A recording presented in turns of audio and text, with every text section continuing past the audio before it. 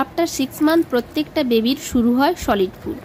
আমার বেবির যখন 6 মান্থ কমপ্লিট হলো তখন আমি ডক্টরের কাছে গিয়েছিলাম এবং ডক্টর ওর একটা খাবার চার্ট বানিয়ে দিয়েছিল 10 মান্থ পর্যন্ত।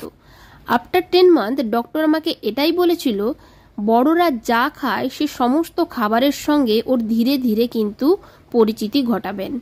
আর কারণ বাচ্চাদের খাবারের সঙ্গে সম্পর্কটা এমন হতে হবে যেন ওই খাবারটা ভালোবেসে খায়। বাচ্চারা হয়তো সবসময় তা করে না, কিন্তু এটা আমাদের চেষ্টা করতে হবে। এইভাবে ছড়াছড়ি ঘাটাঘাটি করলে নিজেদের হয়তো মাথা গরম হয়, মনে হয় ইস এক্ষুনি আমাকে ক্লিন করতে হবে, কি কাজ বাড়িয়ে দিল। আমারও হয় না যে তা নয়, আমিও মানুষ, কিন্তু নিজেকে বোঝায় কাম ডাউন করতে দাও ওকে। ও এটা যত করবে ওর খাবার প্রতি কিন্তু ইন্টারেস্টটা তত বেশি গ্রো হবে।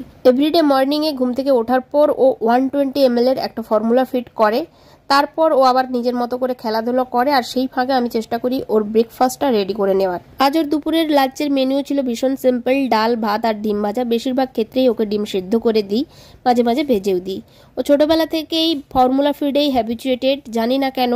ও ছোটবেলা থেকেই 2 মাস 2.5 মাসের পর থেকেই অল্প বিস্তর ব্রেস্ট ফিড করার পর আর কিছুতেই করতো না। এই নিয়ে আমরা ডক্টরের সঙ্গে কথাও বলেছিলাম এবং ডক্টর আমাকে সাজেস্ট করেছিল যে ও যেটা খাচ্ছে পেট ভরে খাক, তারপর আর কোনোদিন আর টেনশন করিনি। এই ছিল আজ দুপুর পর্যন্ত ওর রুটিন। যদি ভিডিওটি ভালো লাগে অবশ্যই একটা লাইক কমেন্ট করে পাশে থাকবেন। আপনার একটা লাইক কমেন্ট আমার জন্য কিন্তু অনেক ভ্যালুয়েবল।